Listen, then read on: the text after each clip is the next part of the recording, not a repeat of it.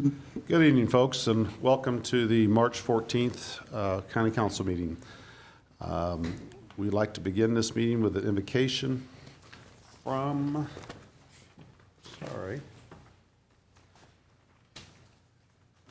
Pastor Stephanie Bellew from the Crossword Church of St. Charles, followed by the Pledge of Allegiance by Mr. Mike Elam. Father, we thank you for this evening. We just ask for your guidance over these proceedings. Just ask for open minds and wisdom for the council. We just ask your blessings over this city and county. In Jesus' name we pray. Amen. Amen. Amen. Join me in the pledge. Pledge allegiance to the flag of the United States of America and to the republic for which it stands, one nation, under God, indivisible, with liberty and justice for all. Carol, would you call the roll, please? Councilmember Joe Brazel. Here. Councilmember Mike Elam. Here. Councilmember Dave Hammond. Here. Councilmember Joe Cronin. Here. Councilmember Terry Hollander. Here. Councilmember Mike Klinghammer. Here. Councilmember John White. Here. At this time, we'll begin public comments. And public comments are limited to 3 minutes, and we alternate between folks for a subject and against a subject. We also ask that you present your information to the council secretary. So that being said, is there someone here that would like to address us during public comments?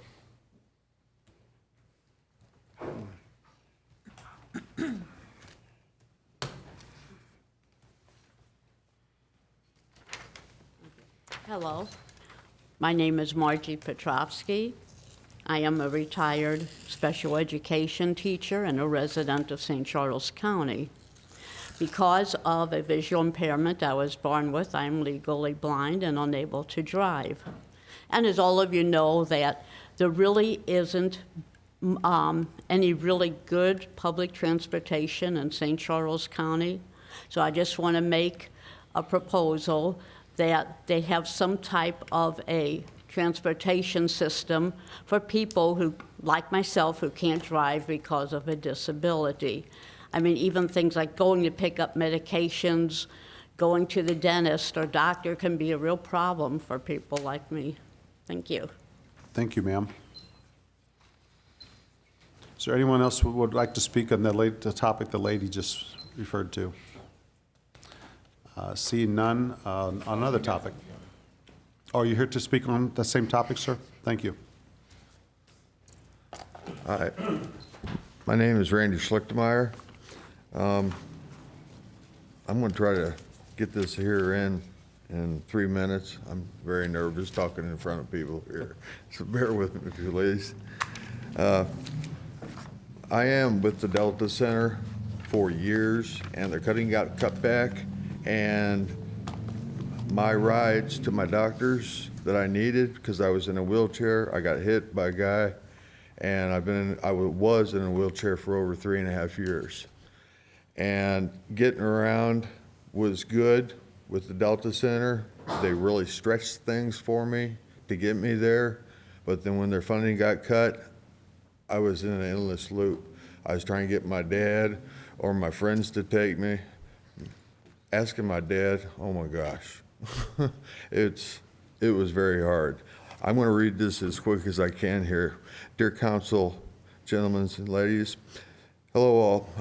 I'm going to get right to the point so as to not waste everyone's time here, because I have some serious things to talk about this evening. It is so important, not just to myself, but to all the people that fall between the cracks, as I do, as the lady was just mentioned, so to speak, about trying to figure out wheelchair bound. I was for over 3 years, or those fortunate not to be, to figure out how to get to all of their doctor's appointments and such. And the SCAT bus only covers a rather small vicinity, and they only operate between Monday and Friday during the hours of 9 a.m. to 3 p.m., which leaves at least 85 to 90% of the time where we cannot count on or even schedule rides for SCAT to take us to and from our doctor's appointments. SCAT service just isn't equipped to handle that. and I understand that, as we here in the SCAT area have to figure out what, why, and who to try and make rides, arrangements with, as we here in the city area, to put it simply, there is not anywhere we can turn for ride assessments to get to our doctors. How many specialists one might have, you may ask yourself. Well, myself speaking, I got a total of 10. I have a total of 10.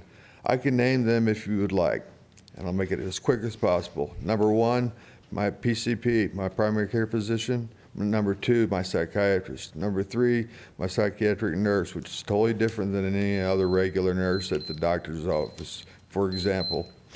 Number 4, my cardiologist. Number 5, my EP surgeon, electrophysiological surgeon. She's had 2 surgeries on me.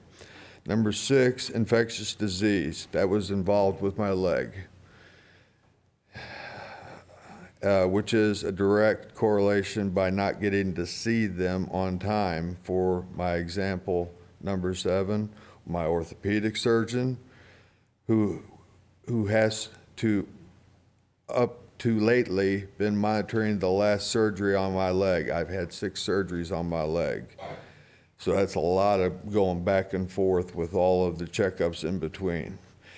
And if it wasn't for the Delta Center, which had to bow out gracefully because of their funding being cut, getting me to and from the last 2 specialists, I would have lost my right lower leg. I'm not kidding. I would have lost my leg if it wasn't for the Delta Center. It takes the breath out of me, okay? We're sorry, sir. Number 8, my eye specialist once a year, and being a very brittle diabetic for over 30 years now. My number 9, my podiatrist, to try and get some shoes that will fit my feet so I don't develop a boil on my feet, and because they are so numb, I can't feel them. From the waist down, I can't feel it. Number 10, and last but not least, my endocrinologist. That's my diabetic doctor. He handles all of the internal situations of a diabetic. He's my diabetic doctor at the Center for Advanced Medicine down in St. Louis, another St. Louis run. I have an appointment to see him on April 7th and haven't got a clue how I'm going to get down there. I don't know. And I have to get down there. I know the SCAT bus can't. Will you leave your information with the council secretary? And hopefully maybe someone from SCAT might be able to contact you or work something out for you. Okay, I got that much left. We have a lot to do tonight, so I'd appreciate if you'd kind of make it brief. Okay. I've been having some problems of late, which is my primary care diagnosis about 6 weeks ago, and has to be addressed in the worst way. I'm just using myself as an example of how many are left here in St. Charles County who need transportation. So what do we do to make it to the next 24-hour period? I'm at a loss for words right now because I've been fighting this intense battle, not from the diseases I have, but how to get to the doctors and back that treat me with everything I got going on. What do we do? Help, please. Leave your information with the lady there, sir. Thank you. Thank you. Thank you all. Thank you. Thank you. Anyone else would like to talk on this subject?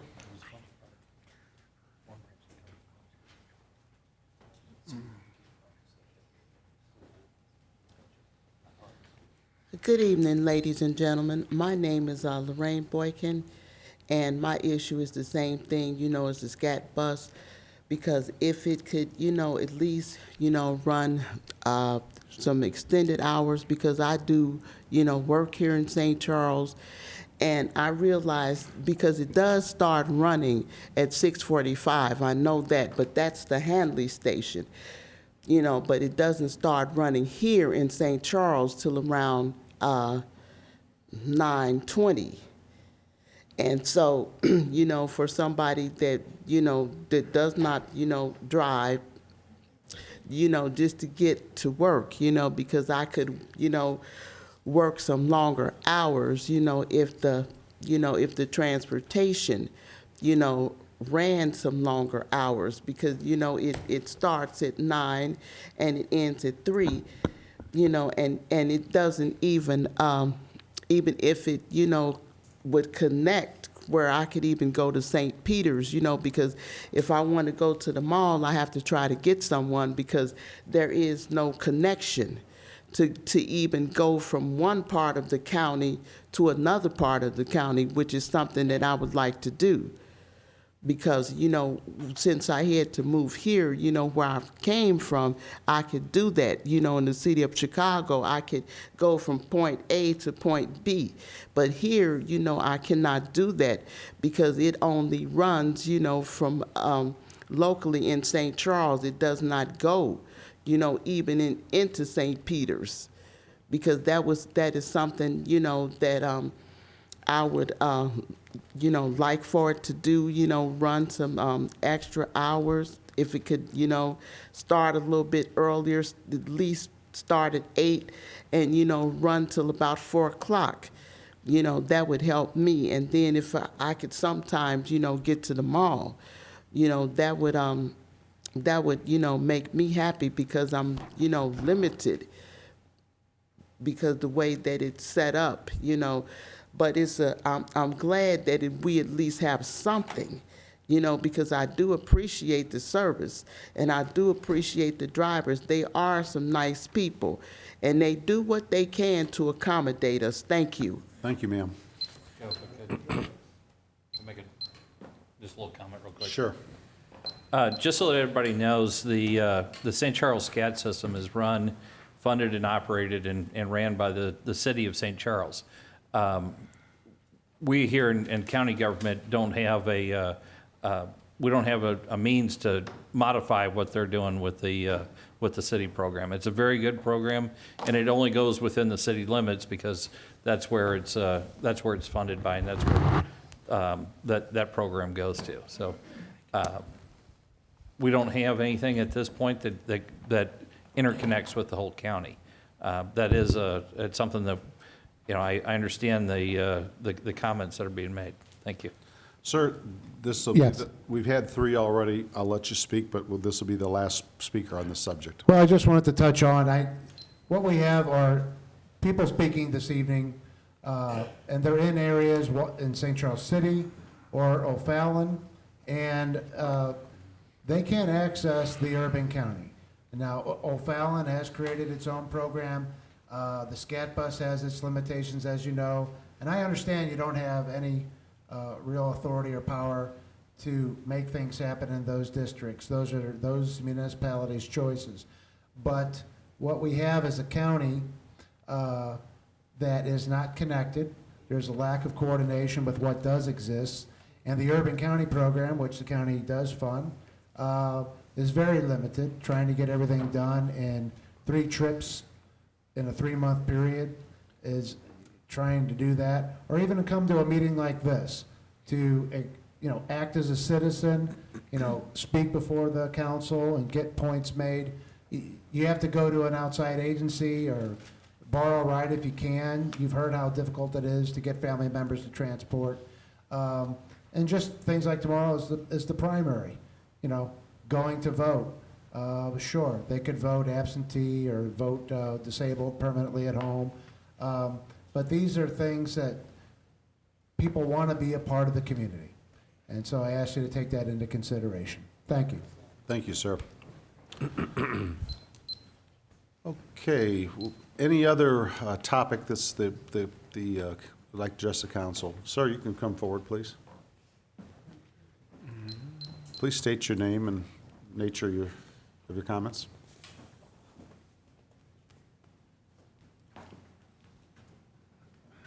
Yeah, my name is Gary Huber. I live south on 94 in a subdivision called Wellington Farm.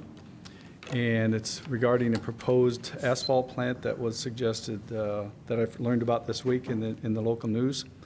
And I was not aware of it until I read it on Wednesday. Just so you know that that's been completely withdrawn, and it will not be discussed, officially tonight. I heard that, yes. Yes, sir. Well, what I'm looking for is some input and the opportunity for the communities in the area to participate in that, as opposed to having it just, it was not recommended by the master plan folks. That was not accepted, and the Planning and Zoning Commission approved it anyway. The February 17th meeting, I understand that the land was owned by Francis Hall School Districts. My understanding it's no longer owned by Francis Hall School District. And I think there's something else going on here. I'm a little concerned, so I'd like our subdivision, at least Wellington Farm, 300 homes, and the people that are listed in this article, the Weldon Spring City Council and the Progress West, to participate in some of that in some fashion, at least be appraised of what's going on. My background sits with environmental regulations, and asphalt plants years ago were a big deal, but they were kind of waived because they were all worried about the power plants. They've now are starting to regulate asphalt plants and things like that as sources of VOCs and fugitive dust and all the things that are attentive to those types of facilities. Within 1 mile of that proposed plant is a high school to the south, a hospital to the north, 3 grade schools, and 2 elementary schools and 1 middle school. That's all downwind except for the high school of the proposed site. And I really feel like it's going to impact the community, it's going to drive down prices, and I don't think it's worth the economic development that it's portraying. So, and I'd just like to be a participant in that, and I'd like our subdivision and our trustees to be advised of it. Should this application be refiled, I would suggest that you take a look at the St. Charles County website for planning and zoning meetings and council meetings for it in the future. As of right now, there's no date for this to even come before the board, even if it's going to be, or if it's even going to come again before the board. Okay. Okay? Tonight, I looked on that agenda, and I saw it was not on the agenda. Yes. So if I look at like at 6 o'clock at night, can I be fairly rest assured that it's not on an agenda? She will tell you the exact rules, but if you see it Friday past about 4 o'clock and it's not on the agenda, it won't be discussed on Monday night. That's perfect. Okay? Thank you very much for your time. Thank you for your time. Anyone else would like to speak in favor of this particular issue? Anyone else want to speak in favor, against the rezoning, or I should say, previous rezoning attempt? Any other issue before the council? Mr. Dienoff. Thank you very much, Mr. Chairman, members of the County Council, A.C. Dienoff, County Public Advocate and resident. The first thing I'd like to speak about is we have 17 issues dealing with purchases in the Highway Department. And I'd hope that we're making a concerted effort of keeping our tax dollars right here in our county and spending it with the businesses that supply a lot of these things that can be found right here locally inside our county, rather than going out of state or out of the county. Also on the agenda are 8 bills dealing with the Gateway Green Light Program. And in all due respect to Mr. Grafshu, the Director of Transportation, is this program really working? Are we really seeing a decrease in traffic? In O'Fallon, I don't see a decrease, I see an increase.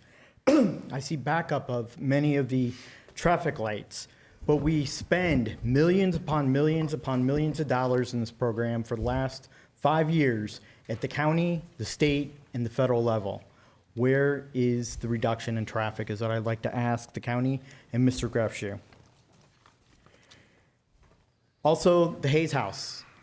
You ducked Chapter 610 of the State Sunshine Law by meeting individually with the Parks Department on the tour of the Hayes House. I think that was hypocritical of this council, and I think it's destructive to St. Charles County in council members trying to hold private meetings in violation of the state open meetings law. The Vatera property on Forestall Road in unincorporated New Melly. You met tonight in executive session. I hope that you approved the purchase of that property as it's a one-time shot. Hopefully you negotiated some type of fair settlement. And on March 7th, I went to the St. Charles County Election Authority seeking some sample ballots in my own home precinct because there were some errors brought to my attention. And I was told I couldn't have it, that the county no longer is going to print sample ballots. Well, I did some homework. It's in violation of Chapter 115.417.1 and 115.0419.1 of the Revised State Statutes of Missouri involving the responsibility and ethics of our open elections law. I asked that the sample ballots be open to the public. I was told that they'd be at the absentee voting facility next door. I went next door, and they were nowhere to be found. I asked an employee. She had no idea what I was speaking about. I asked for a supervisor. They had no idea what I was speaking about. Mr. Crismer came about 5 minutes to 5 and said that he was in compliance with the law and didn't have to put up the sample ballots. Well, in discussions with the attorneys at the Secretary of State's office, there are some violations, and we need to rectify this immediately for the wholesome and the outcome and honesty of our elections. All 122 voting precincts are mandated by state statute in Chapter 115 to have sample ballots at those locations that are easily accessible and easily Wrap found. it up, please, Mr. Dinoff. I'm sorry? Wrap it up, please. And easily found by the voter. The problem is with the assistant director who's been arrested in August by St. Louis County Police and is facing felony theft charges, and you as a council refuse to remove this assistant director and place her on leave like other county employees who were arrested for similar issues and similar charges. I ask that you clean up the election authority Wrap and it up, please. I ask that you instill honesty and clean up the election authority and make sure that we have fair elections in the the April and the August elections. Thank you. Thank you very much.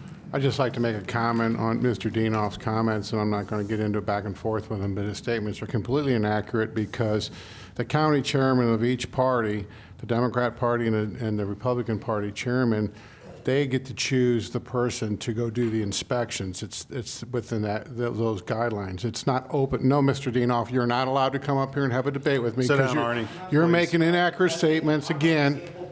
No, sir, you're wrong. I'm just making it clear that he is wrong. He's making false statements, and I'm not going to sit here and listen to it anymore. No more. He has his right to speak. You had your turn to speak. We don't want to hear any more from you, sir. Mr. Browse, do you have anything more to say? No, I'm sorry that I broke the conduct of talking, but he's making inaccurate statements, so I just thought I'd clarify that. Thank you very much. Okay, we're moving on to the oral report from County Executive Steve Alman.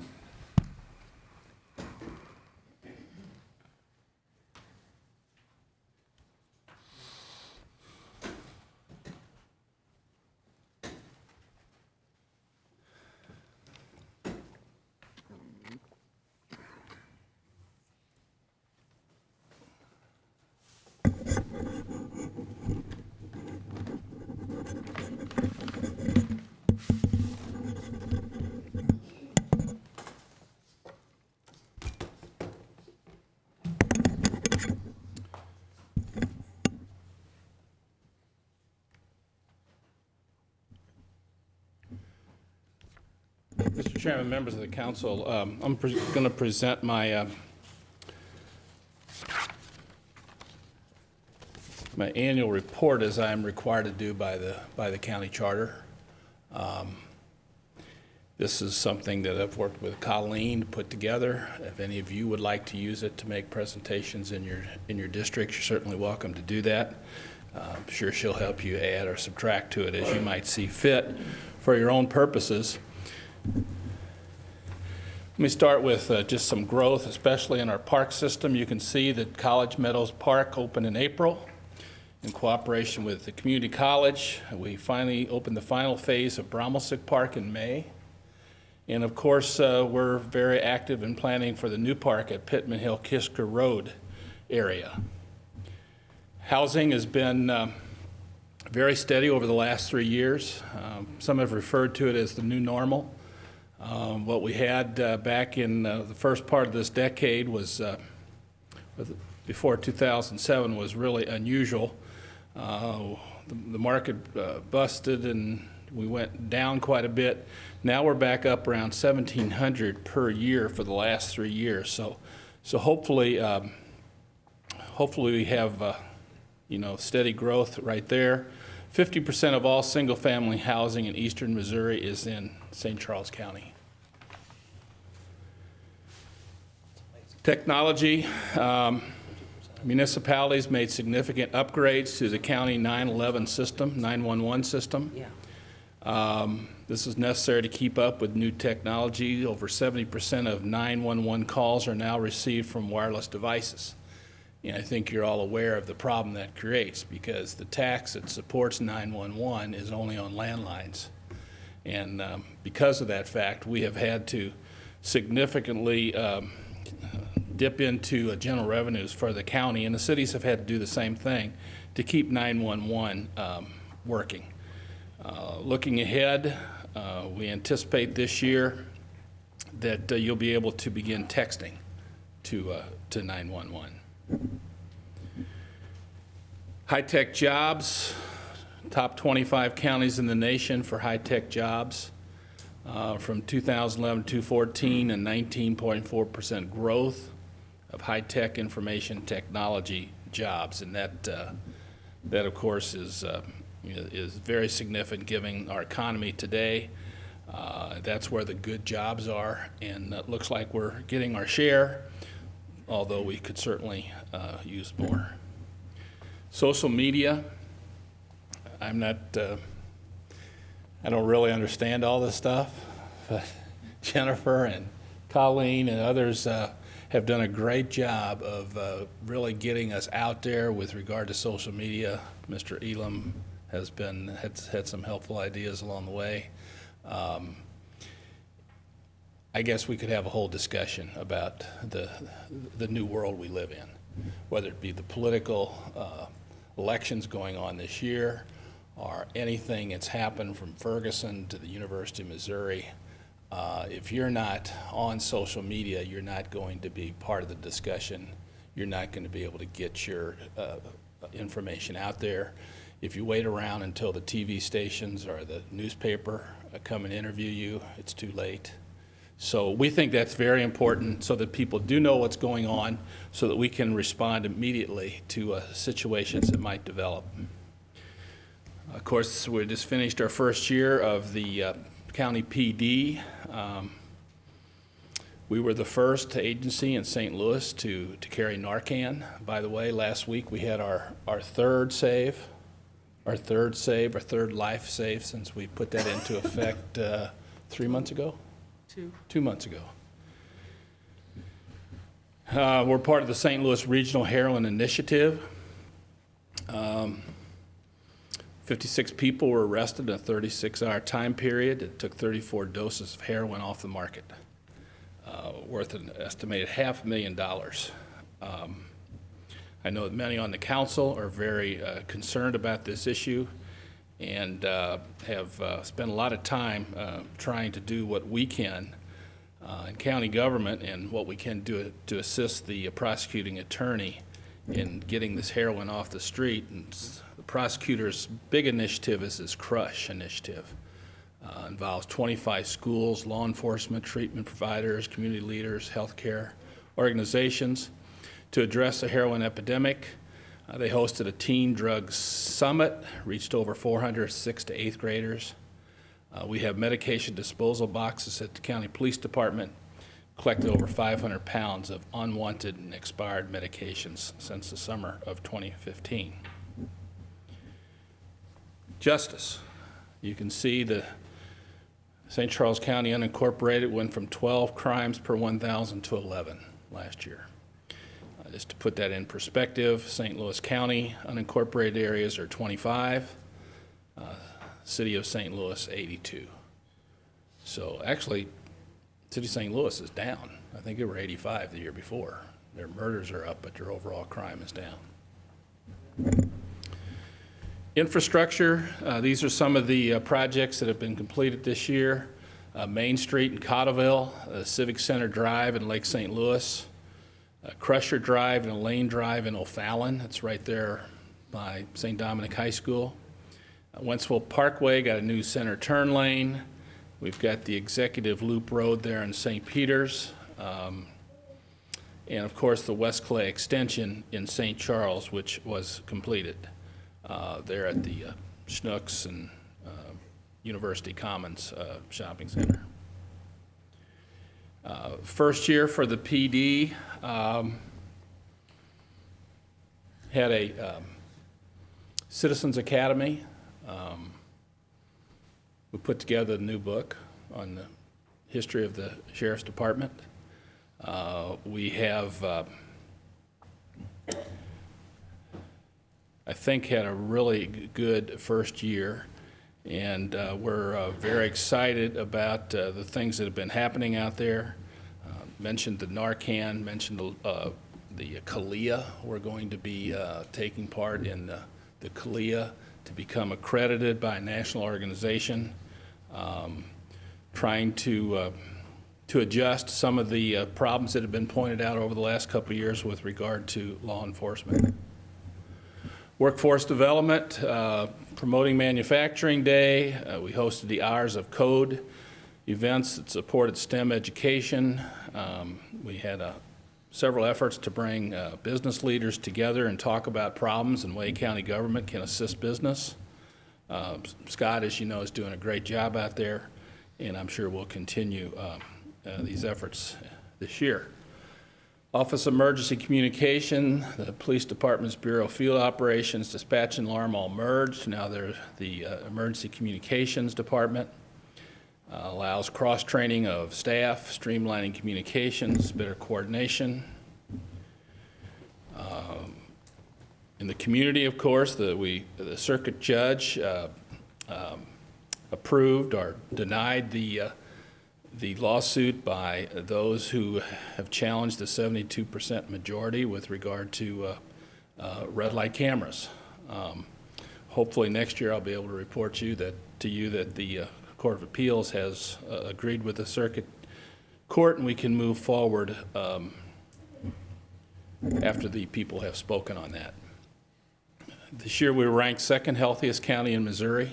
Actually, we've ranked first a couple years. I'm not sure exactly why we're second, but you can see there that our health department been very, very active administering vaccinations, the WIC program, educational classes, missing pets, inspection of restaurants, recycling, all these things that we kind of take for granted, but hats off to the people at the health department for their efforts the last year. Many of you were active, and we set up this truancy initiative. The St. Charles School District was very cooperative, along with the prosecutor, the health department, the City of St. Charles Police Department, the juvenile office, our own police department. And we were able, we had identified a school district that had only 86% of the kids there 90% of the time. We made this concerted effort, including the prosecuting attorney setting up a truancy docket for kids that play hooky and for parents who don't get their kids to school. He never had to charge anybody. I think just having that threat out there and just the efforts by all those other people, we got that 86% back up to 90, which is about the countywide average. So we can make a difference if we work at it, and as I said many times before, if there's disagreements about education and who's to blame for this or that problem, but I think everybody should agree if the kids aren't there, they can't learn. Under teamwork, of course, we established the partnership with the St. Charles Convention and Visitors Bureau, completed the new Daniel Boone Bridge. You know, several, 10 or 15 years ago, the county had advanced money to MoDOT to do the design on that bridge. So it's just now coming to, we're getting the payback, but it's an example of something that might still be a few years down the road if the county hadn't stepped up. The sewer insurance program will go to the voters on August 2016, and that basically will make what's now available in the cities available to county residents who are served by city water systems. General revenue was up 1.7%. Sales tax increased 4.2% over 2014. And of course, you know, a zero general fund property tax rate. The average county employee salary increase last year was 3.02, which I think is good. As you know, it's going to be even better this year. Goals: open Pittman Hill, okay? Renovate the Hayes House, develop a marketing campaign. We need to study the potential benefits of establishing a port authority. We're going to begin renovations to the Justice Center to extend the lifespan of that building. You received a report a month or so ago on that. We're going to expand the Pet Adoption Center to provide more kennel space, and continue efforts to fight heroin and drug abuse. I think, as I said earlier, I know many of you are concerned about that problem. There's some things we can do, and we're going to be, I think all of you have some good ideas. We got some ideas of things we can do this year. And I think that's going to be a big part of our goals. All police officers will complete the crisis intervention training before the end of 2016. Another goal is to implement a simulated firearms training program to enhance officer training and use of force and de-escalation techniques. We're going to continue with Commission on Accreditation for Law Enforcement process to examine policies and procedures to improve service delivery. Internally, we're going to reduce county printing costs by implementing managed print project. We're going to move forward with the county personnel management platform. We're going to encourage MoDOT to study the I-70 corridor between St. Louis and Wentzville to determine how to best utilize the land and infrastructure with the growth of the region. That's something that we had in the works, and MoDOT basically put on the back burner because of their financial problems. We think it's imperative that we get going on that so that when their financial problems are solved, we can immediately start building some projects and don't have to spend years studying them. We need to work with the Missouri legislature and elected officials. We're working hard to pass an open records law that will provide protection both to the citizens and law enforcement in relation to body camera footage. I think most of you are aware of that fact. We've had money in the budget for body cameras, but we've been reluctant to do that because there's some privacy issues on people who might be captured on that camera, for which there's no need for the public to see that footage. And but yet, under the open meetings law today, anything that they would come on that camera would become an open meeting. We need to limit TIF to blighted areas and require regional or countywide commission approvals. We need to override this suspension of the federal equitable sharing program. I think you all are aware of that. The Justice Department has basically cut off a very important source of funds that we have used to fund our Sheriff's Department and, more importantly, the equipment that they use. We've been working with our federal officials to see if that cannot be changed, and the money would continue to be available. Very quickly here, going to go through some 2016 infrastructure projects. You all know about the I-70 and 5th Street project. We will start working on that. Construction will begin on April 1st. We have a one-year period to complete that. I think it's going to be significant to that corridor. Deer Creek Extension out in Councilman Cronin's district will connect Highway P and 70. Hope to open that this year. Duchenne Drive in the city of St. Charles, something we talked about for years, is going to open, and the new houses are going up there already. That is not only a good economic development decision, but I think it will really open up that part of the town to access to 5th Street and therefore to 370. Out in the Cottleville area, for some reason, Phase 2 has been completed, and now they're going to work on Phase 1. So I don't know how that got backwards. You can ask John maybe when he gets up here later. But remember, that's that area where there was some subdivisions cut off because of flooding. And when we get this completed this year in the future, they'll at least be able to get out of their subdivision. Schrader Creek Boulevard in Wentzville, that's an extension of that road that goes past the high school, and then we'll continue on over. Excuse me, no, it goes behind the high school, and then we'll connect over here to the outer road there. 270, the Route K, again, this is 2017, so we're really getting 2 years ahead, but you know, we'll be doing a lot of work getting that project ready to go. Same way with West Clay and Drosty Road in St. Charles. We'll be replacing the Youngerman Road Bridge in St. Peters. And finally, in 2017, the Highway P Piney Road overpass, along with improvements, including safety improvements to the road between A and Piney Road. And again, we have US 61 safety improvements. These have been recommended by the road board in 2014 and approved by the council administration. That's all I have. If there's any questions, I'd be glad to answer them. If not, thank you for your attention. Thank you, Mr. Oman, and thanks for all the hard work for you and your staff. You had a good year last year. I think we did. Thanks to you for supporting us. Thank you. Okay, moving on to the consent agenda. So any items to be removed from the consent agenda? Motion approved.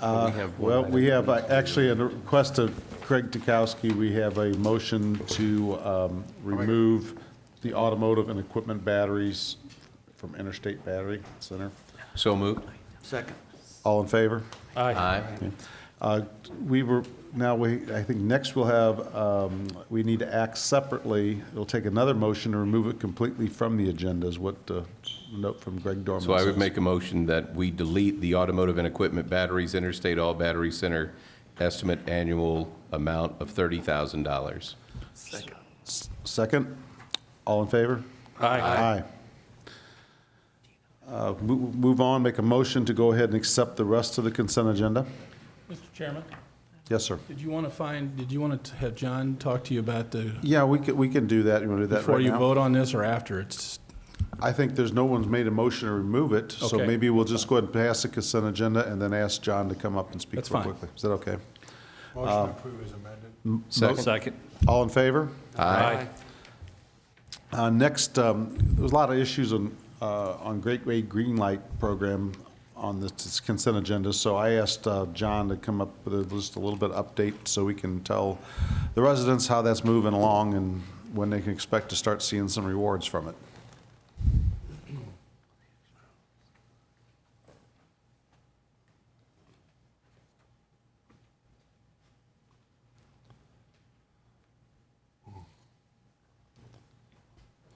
I also provided the same information I'm going to put on the overhead to the council members. Appreciate your time tonight, and I'll go through this quickly. As I put the summary together today, I looked at it and said, could I have made this any more complicated? And I could not if I would have tried. What we have on the Gateway Green Light program is there's been phase 1, phase 2, phase 3, phase 4 that have been approved. And we have grant money for those projects. And then when we got into phase 1, talking about big picture, how are we going to make these signals smarter? We realized that there was pieces that we need to do. We need to replace some of the controllers at the signals. That was the first project. We took out the old guts of that's in the cabinet and put with some new computer parts in there. We had software, we had field devices, and then we had someone that we're going to hire that was going to operate this. And I sat here and I've listened to the council back and forth on, do you put that all in one big package and bid it out as a general, or do you break it up and try to into pieces? So I decided to break this one up. So we have phase one that we broke up into 4 packages, 4 different contracts, plus a designer. So we had 5 contracts for 1 grant application, so that made it confusing. We did the same thing with the next project, and it made sense because do we want the contractor that's bidding low on the controllers to buy the software and us not have a say? We said no. So that's kind of how we got into a lot of projects. To make it a little bit more confusing, we do have a phase 5, 6, and 7 that we submitted grant applications for, also with multiple phases. So that's how you get into a whole bunch of projects under one common name. So when you look through the 8 change orders, they were all for different phases, different packages, some for just time extensions because of we needed a little more time to get the project done. All the change orders were for a relatively low dollar amount. So to answer specifically then, what is Gateway Greenlight? What is these 7 projects or 8 projects? What's the results that we can see tangible? First, we've got to the point where now all the signals are talking to each other. They've increased their intelligence in the field. We've built communications to the signals. So how does that help the driver get from point A to B quicker? We're just in the first stages of that. We're able to work with the operator, which we just hired late part of last year. He's monitoring signals, and one of the, I'd say, successes was this weekend, St. Pat's Parade. Captain Cook with the police department said, John, we got some cameras, we got some infrastructure that's in place with Gateway Greenlight, let's test it out. So he introduced us to some of the folks in Cotterville. They said, sure, we'll take some help. And what was nice about that is because we had 3 jurisdictions. If you're in Cotterville, to get there, you have to travel through Cotterville, through St. Peter's, and if you're getting on 364-70 MoDOT. Notice that none of those signals that I mentioned were unincorporated St. Charles County. So this program allowed Scott Langston, which is the operator that we hired, he is a part-time contract person, to monitor via the cameras where the cars were going and adjust the signal timing. And so I talked to Rich Francis, our city administrator today, and I said, did it make a difference? What was your take being in the field looking at this? He said, John, we appreciate it. It made a significant difference in getting people in and out of here safely and more timely. So that is an example. Now, how can we take that example and get that into a daily commute, daily rush hour? Those are things we're gonna have to work on, but it's one step at a time of being able to first have the data to be evaluated and make decisions. Mentioned we need to measure whether this is effective. So we are actually publishing and putting together what we call a performance measure report. And that'll be a report that we'll present back to the council showing what is the delay reduction that we're seeing at each signalized intersection, what is the safety improvements that we're seeing, and we will report back. And we'll have to make some decisions in a year from now whether this program is good or bad. But we're gonna measure and report and make the report public, not only to the council members, but also the public and folks that wanna know what are we seeing. Gateway Greenlight in big picture, what are we trying to do? Signal and commute is important. Ultimately, it's about getting the most out of our infrastructure. And where are we heading? It seems like a far-fetched, but our cars are going to start talking to the infrastructure in the field. What does our car know? It knows what the temperature is outside. It knows if it's 32 degrees or 30 degrees. That's very critical during winter weather. It knows if the windshield wipers are on, if they're off. They know when I hit the brake pedal. Our cars are already recording this. And cars in other parts of the country, they're experimenting, having them talking to the signals so that that information can be brought back and help us better manage our system. Gateway Greenlight is building that foundation by putting the network into place, intelligence in the fields that we can be positioned for this next step. After they talk to signals, cars eventually will be talking to each other. We're not saying that's what we're doing with Gateway Greenlight program, but we're trying to figure out, can we be ready? What do we need to do to position the county, not just in the incorporated parts, but collectively in partnership with the cities to make ourselves ready for what's coming out next? One of the applications that you see on this first sheet here, there's a little thing bullet called Smart City.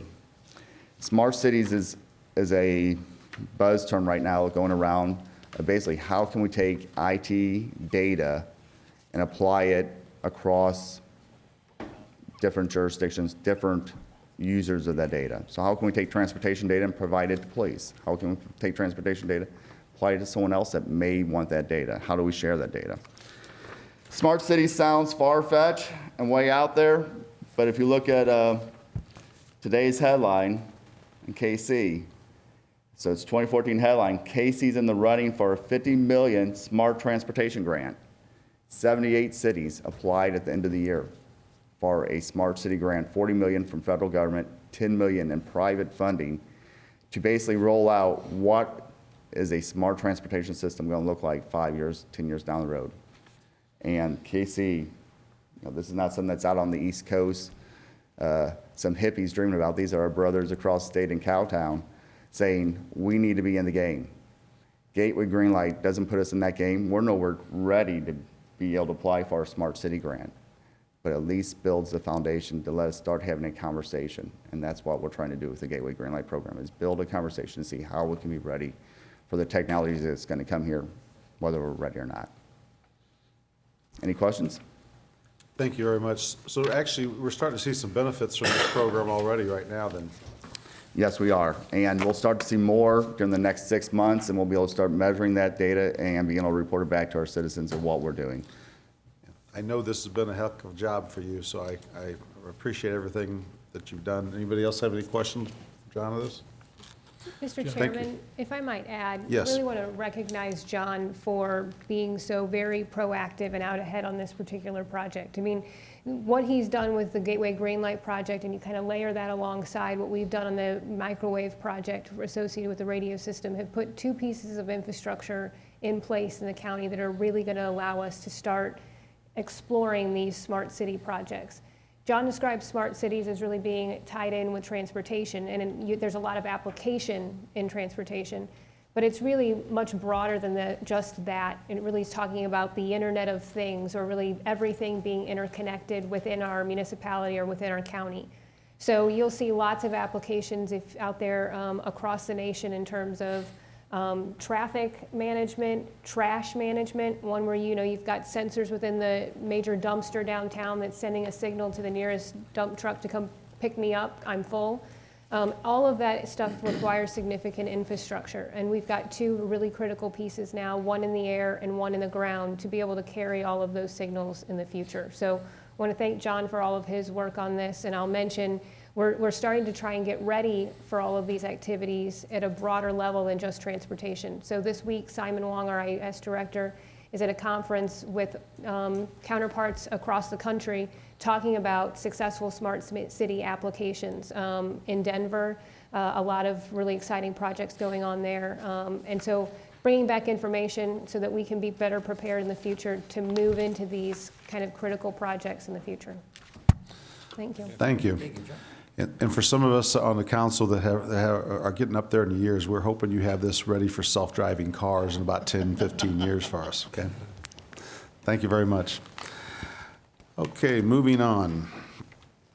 We have, I guess we've already passed the consent agenda, so we can move on to bills for introduction. First of all, is there any items removed from the consent agenda to talk about? No, bills for introduction. We'll begin with bill number 4322. Would you please read it, Carol? Bill number 4322, requested by Wayne Anthony, sponsored by Joe Cronin.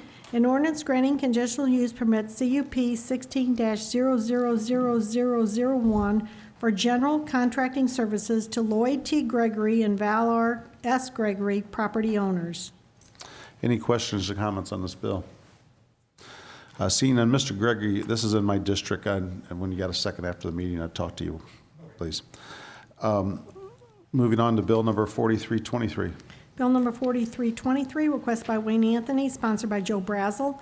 An ordinance approving the amended planned unit development of Augusta Shores Plat 3, Lot 70, to allow a front yard setback of 43 feet as per application PUD 16-000001. Any questions or comments on bill 4323? Hearing none. Bill number 4324, requested by Craig Tykowski, sponsored by council as a whole. An ordinance authorizing the county executive to execute Surface Transportation Program Agreement, Federal Project STP-5664605, with the Missouri Highways and Transportation Commission for allocation of funds to 80% of the eligible cost up to a maximum amount of $1,096,000 for work associated with the construction of David Huckle Parkway Phase 4, Route N Hopewell alignment. Any questions or comments on Bill 4324? Hearing none. Bill number 4325, request by Craig Tykowski, sponsored by council as a whole. An ordinance authorizing the county executive to execute Surface Transportation Program Agreement, Federal Project STP 5414630, with the Missouri Highway and Transportation Commission for allocation of funds to 80% of the eligible cost up to a maximum amount of $1,744,000 for work associated with the reconstruction of South River Road Lane from South Main to Friedens Road. Any questions or comments on Bill 4325? Hearing none. Bill number 4326, request by Steve Elman, sponsored by council as a whole. An ordinance amending sections 405.590, 405.630, and 405.639, and repealing and renumbering in part of sections 405.630, ordinances of St. Charles County, Missouri, relating to the Board of Zoning Adjustment. Any questions or comments on Bill 4326? I got some questions. Does this go to Joanne, or who is this? Or okay. Holly? Well, I just got a couple questions. What is the actual purpose of this anyway? Largely, it's to tidy up a lot of the ordinance sections. As you'll notice, section 405.590 was dealing with general powers, duties, and procedures. 405.630 was dealing with duties and powers, so a lot of it is cleaning that up. Substantively, it is making the standard required for the Board of Zoning Adjustment to grant a variance slightly less. Currently, the ordinance provides that an applicant for a variance has to prove Well, hold on, let me just ask you some questions. Okay. On page 4, number 4, doesn't this state right here that the Director of Community Development has the right to decide whether or not that the person can appeal a case or not? So this would be, yes, this is giving the Director of Community Development the ability to determine first whether a person has met all of the requirements. So you'll see just above in 3, there are all of the things that a complete application requires, and so making sure that the person has submitted all of those things, and also making sure that it is something that the Board of Zoning Adjustment is able to grant a variance on. Are the statement of hardships, is that defined in here, what are you defining as a hardship? Yes. Because if you go down to the categories of a hardship, it seems to me that it's making it more difficult for somebody to appeal a planning and zoning issue, because if you got to hit all those requirements instead of and or, it's all of them, right? Not and or. So if you go to that, Yes, it is, the requirements are on pages 5 and 6. The issue is that the language in the current ordinance requires that an applicant prove undue and unnecessary hardship, and the courts have defined that to mean that a person has to have lost all reasonable value for the use of their property. So basically, it would rise to a taking where we're telling them that there's nothing you can do with your property. Historically, that has not been how, I don't think, the intent of the Board of Zoning Adjustment. So the idea is to incorporate some slightly easier to digest language so that you don't need a law degree and don't have to look back at the cases to see what each of these terms means in order to figure out, to give the Board of Zoning Adjustment information for what it should consider and enable it to make those decisions. I read this last night until my eyes were spinning in my head a little bit, but basically, if I get the gist of it, is our BZA has been approving items in a more liberal fashion than what our current ordinance spells out. So this adjusts our ordinance to pretty much the standard track record of what our BZA's been doing. Is that a fair statement?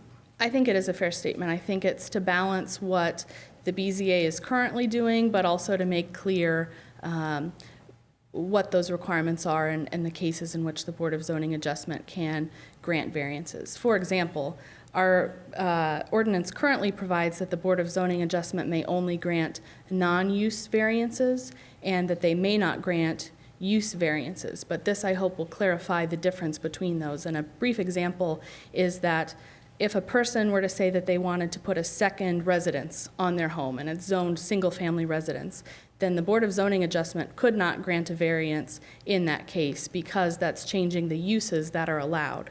But if a person, for example, says that they can't meet the setbacks of their home because there's a creek running through it or some other issue like that, then that would be a non-use variance, and that would be fine for the Board of Zoning Adjustment to grant. So the general rule of thumb are that the use variances typically talk about what you can do on your property, whereas the non-use variances typically relate to where you may do things on your property. So example, if you have a piece of floodplain ground and you want to build a shed or a barn or whatever, where does that fall? That's a use, right? Well, it would depend on what exactly you're trying to vary. Well, no, but according to this ordinance, what you're saying is if you wanted to, if you have a piece of farm ground and you wanted to build a pole barn on it, that would be a use. So by this new standard, you would not be able to apply for a variance to build that pole barn.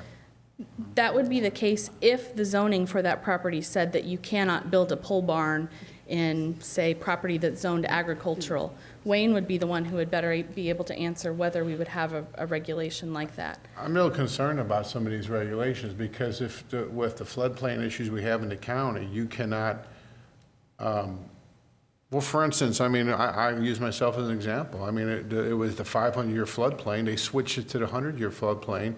So therefore, all of a sudden, you can't build by ordinance in a 100-year floodplain when it was switched because of all the levees they're building.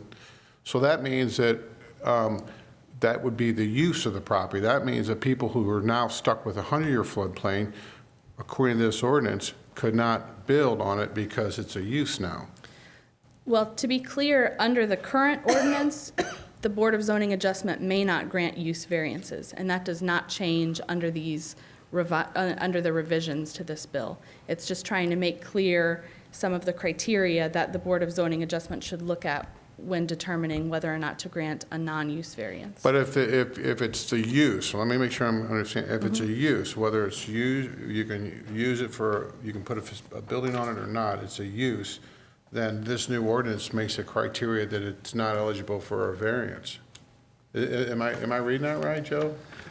I didn't quite read it that way. I think probably what we should do is, I read everything that you had sent us, and it was quite detailed and pretty tough for a layman to interpret. But I always go back to the advice of Mr. Anthony and stuff like this. So maybe if Wayne could answer some of your questions in the next 2 weeks and give us a report. You want to do a report on it now or talk about it now? or do it Mr. later? Chairman? Yes, sir. Could I at least ask Wayne a question? Sure. And Holly, you may know the answer to this too, but it goes back a way. So 25 years ago when I was working on this issue in private practice and representing a lot of people in the floodplain, we would go and request variances, okay? And generally the Board of Adjustment wanted to grant them. But my understanding at that point is that FEMA came in every year or every 2 years and reviewed all the variances that were granted in the floodplain. And back in those days, we got slapped on the wrist quite often for granting too many variances. Is that still how it works? Well, floodplain regulations wouldn't even be a variable type of thing. The federal government doesn't allow us to grant variances. For instance, no, you don't. Our regulations may say you've got to have 1 foot above the base flood elevation. If that's the federal requirement, we can't vary that.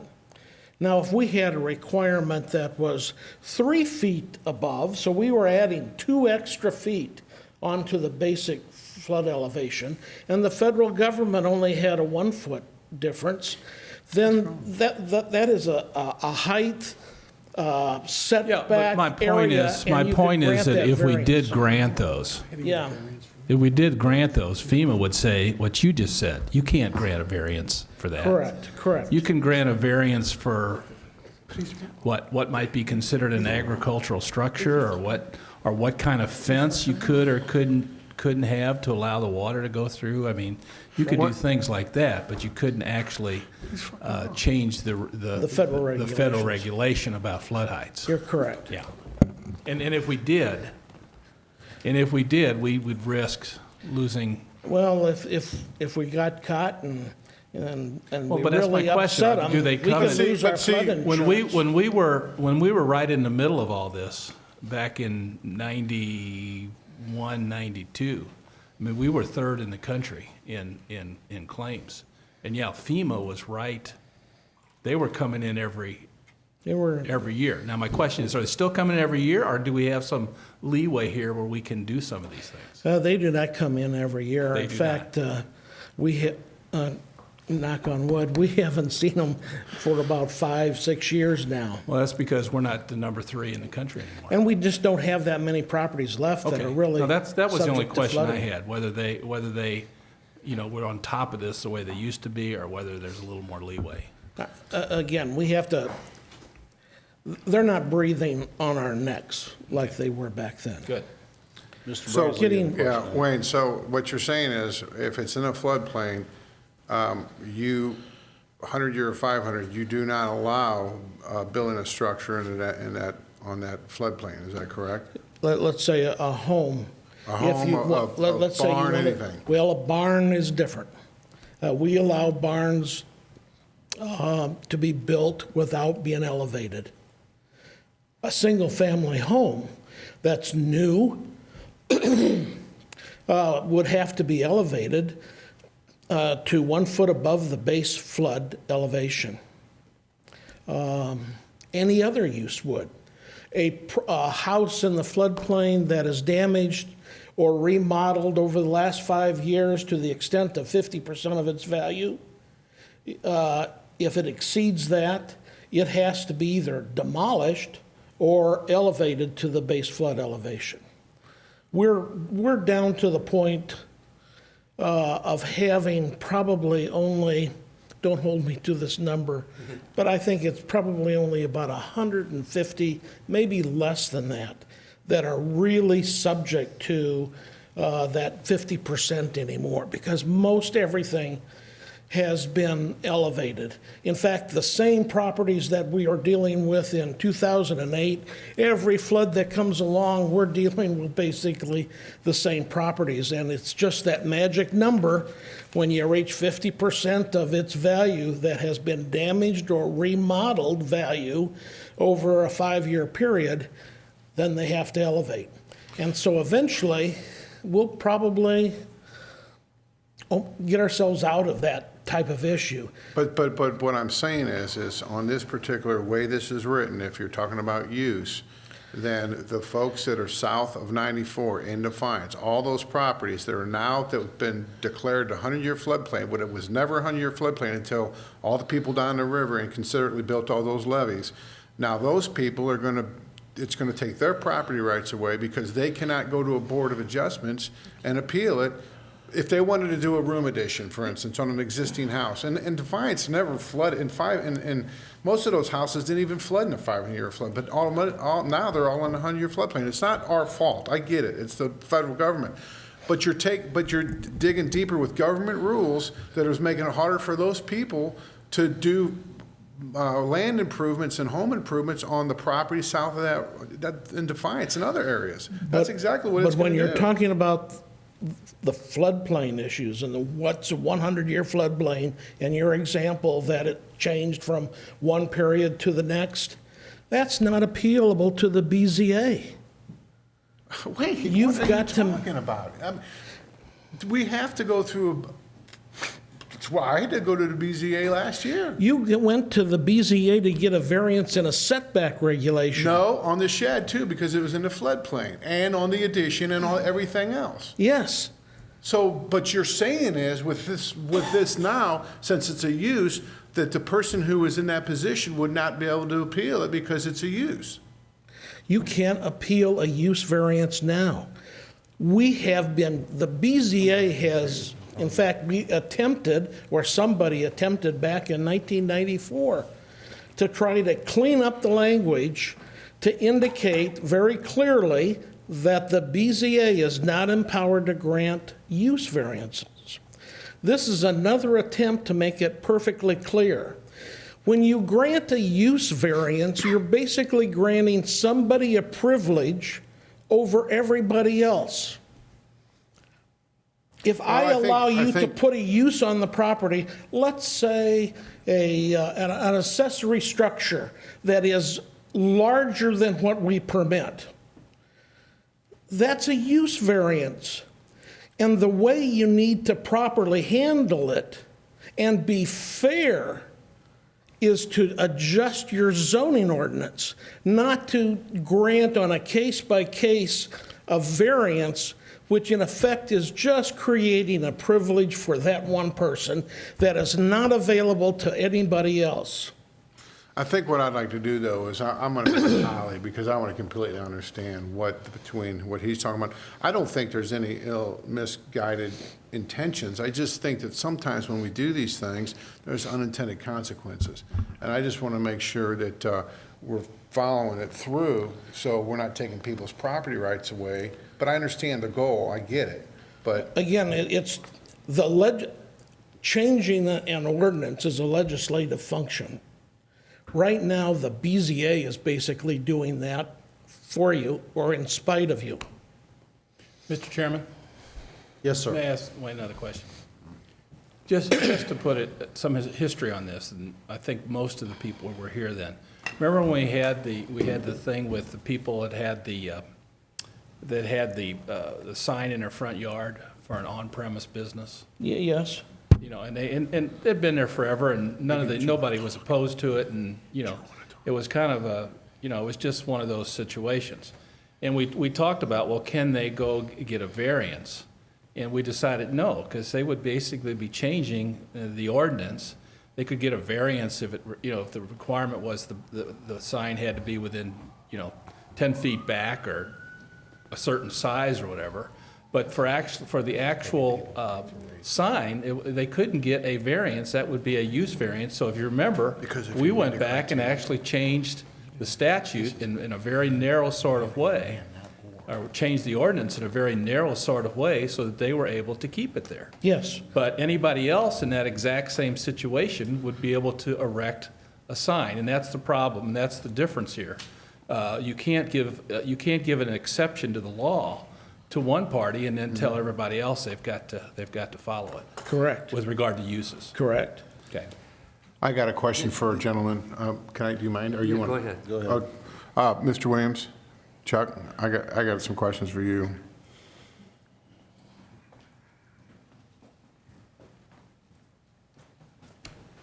You've been in a floodplain. You've been your whole life. 50 years. Okay, so do you understand what I'm saying with the use and all the different regulations? What were you wanting to say? Add to the conversation? Well, and Wayne hit on part of it when he said, when you take care of somebody here, you put it on somebody else. I'm on a neighbor Mississippi board out in St. Charles County, representing out of the 3 counties, Pike, Lincoln, and St. Charles County. And what you said about, Wayne talked about putting water on other people. Every time you approved a levee out here along 370, all you did was put all in North St. Charles County, because we don't have levees out there. We've been bare bones to the river since I've been out there. The thing of it is, the last 20 years, basically since '93 flood, which changed the scope of how the flood hits the river, is a natural event, what it was. But since then, and this has already been documented, it was in a front page in October about Illinois' levees. They went 3 different levee districts over there went above and beyond the elevation of their levees. They're dealing with it right now. The Corps and FEMA are dealing with this at the present time. And the hydrologists for Corps of Engineers have said, and this is their quote back in the fall, that this has been putting 4 or 5 feet more water on Missouri side of the river. I've lived out there 50 years. And the beauty of this, the Corps of Engineers has always kept records over, you look back over the years, how much water's gone through the dams, how much water comes down the river. They have that as their normal program, how the rivers go up and down. Well, the water was coming through the dams, but the elevation, because we have no levees, nothing changes what St. Charles takes some water out here. The elevations have changed. I've seen water in my house 4 times in the last 20 years. It's actually coincidental. It takes the same amount of water that you take out in the hangers out at Smart Field in my garage. We're within inches of each other. And that never took water before. It took it in 73 and it took it in 93. Other than that, we should not be taking this water out here. And what Wayne is doing, I know you guys are implementing the rules of what FEMA's putting on you, but they've changed the game on what's coming down the river to us. And right now it's being dealt with. But St. Charles County, and I know, Wayne, and repetitive flood that's happening here, the folks out there shouldn't be taking it. The farmers shouldn't be taking it. We've been taking abuse here. And they came out in January or February of this year that is Hannibal, which is Louisiana, Hannibal, Ellsbury, all the river cities along there, Hannibal might have been taking as much as 8 foot of water on their doorstep with their municipality and city there. So I understand what you guys are trying to follow the rules, but the game has changed out here. And to help the people out here, St. Charles County need to pay attention to what's really going on here. We're not the ones that want to take the abuse. Believe me, nobody wants to be flooded. I guess so, Mr. Hammond, I think you had the floor next. The only thing I had regarding this bill, I don't understand why the Board of Adjustment, zoning adjustment, is ruling on things that probably shouldn't be on their agenda to begin with if they're changing the use. So I'm not understanding how they're getting before the Board of Adjustment if they shouldn't be ruling on them to begin with. You understand what I'm saying? I think if I remember how it's set up, the staff takes these things, and if they see one that they say, no, this is a use, you're asking us to change the use, this is subject to a variance. If they disagree, then they can take it up to the head of community development, come in, have a meeting, make their case. If he still disagrees, then they can take it to a judge. Oh, okay. Yeah. That's actually what we're trying to get rid of what we've had problem in the past, where the people making the decision also make the appeal. The only thing is, I guess, we're talking about use variances like that's an evil thing. But let's say, for instance, I live in the country. I want to put a 9-hole golf course in my backyard for me and my boys to play golf. And I'm told it's not allowed because it's not acceptable use in an agricultural district. But I have no neighbors around me. No one would care. So, and this is a circumstance of just hearing right there. I couldn't get any type of variance to allow myself to put a golf course in. I'm using that as an example. But I guess the question whether not to have a use variance approved at BZA or planning and zoning or of council, I understand that. But if you're saying no use variances, that's another thing. And I kind of think that's what Mr. Brazel's hitting on a little bit too, that we need to, there's some circumstances that you cannot codify and that maybe we need to have a little bit of a leeway situation on. Yeah, that's what I'm saying. I think the due process for the person to be able to have his appeals, I think we're kind of taking some of that away, I think. Now, I'll get with Holly and I'll go over it particularly. And Steve, I understand what you guys are trying to do. Your intentions are good. But the other thing is, we're always doing everything that the federal government's telling us to do. I mean, they pushed all this water on all these people up north, all of us, from the southern levees. And it's like we just keep rolling over. We just say, okay, well, if that's what FEMA says, okay. I mean, it's ridiculous. I mean, we should file a lawsuit against the people who are building the levees because it's costing us money. That's what we should do. And they're decreasing their property values. It's like going in and stealing stuff out of your garage and keep letting it go on and not do anything about it. That's what they're doing. They're stealing from us. It's unbelievable. And then the federal government says, well, you know, that's just the way it is. I guess it's the way it is because we're suckers and we're taking it. I'm sorry. Joe, Joe, that was mentioned actually before, but their levy districts don't have the money to deal with something like that. But we're talking 3 counties. We're not just talking St. Charles. No, it's the federal government pushing on us. I know, but the federal government was the one supposed to be regulating their levies. And they're not doing their job. They denied it for a long time until we finally got proof of what the elevations were over there, and then that wheel started turning. Post-Dispatch got in it and approved and confirmed our findings, and that's when everybody started paying attention then, so. The problem going back, I met with those county commissioners in Lincoln and Pike County with Jerry Doherty years back, and the problem is on this side of the river, we tend to have smaller farmers that might have a few hundred acres of ground that aren't really connected politically as well as the Illinois side. Over on the Illinois side, you've got farmers that own banks and they own thousands and thousands of acres, and they're pushing through bigger, stronger, taller levees than anything that's happened on this side, and that's creating a lot of the problems that you guys are running into right now. And you're right, Joe, because they're privately doing the levies, not with government money, and that's part of the reason why we're doing what they were doing. So this is going to be a continual problem. Okay, thank you for your time. Joe. Okay, let's move on to bill number 4327. Bill number 4327, requested by Bob Schnur, sponsored by council as a whole. An ordinance authorizing the non-binding projected tax rates of the county for the general revenue fund and for various special funds of and for the county of St. Charles, Missouri for the year 2016 in order to develop the notice of projected tax liability to accompany the assessor's notice of assessed value, all as mandated by Senate Bill 711 in 2008. Any questions or comments on bill 4327? Hearing none. Bill number 4328, request by Belinda Little and Bob Schnur, sponsored by Joe Cronin. An ordinance amending section 115.710 of the ordinances of St. Charles County, Missouri, OSCCMO, concerning the classification plan and the personnel administration plan, and amending the 2016 annual budget to reflect the addition and deletion of the authorized number of certain positions under the Highway Department's Road and Bridge Fund and the Emergency Communications Fund. Any questions or comments on bill 4328? Hearing none, are there any announcements tonight?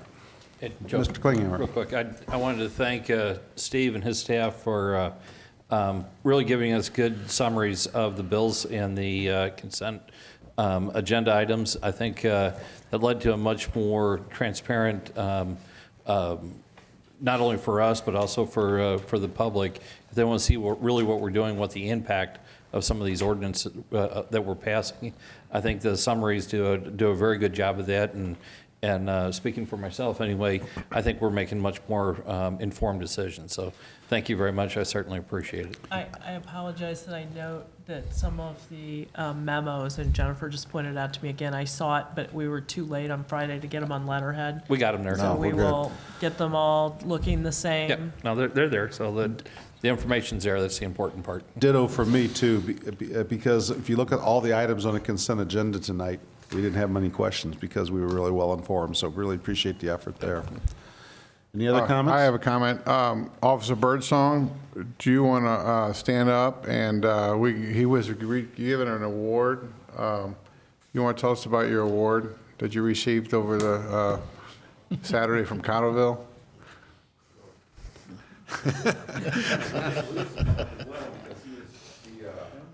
Scott, do you want to come up? Is your deal? No, it's just an honor to have been selected the Police Officer of the Year through the Cottleville Foundation. It's very humbling. It's a very professional organization, so it was just neat to be a part of something like that. So I appreciate it. Well, congratulations. Thank you.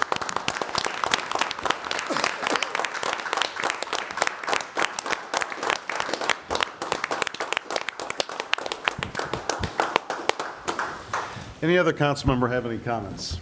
Mr. Chairman? Yes, sir. I would just like to congratulate Greg and Holly for coming in second place at the Hunt for Justice trivia contest on Saturday night.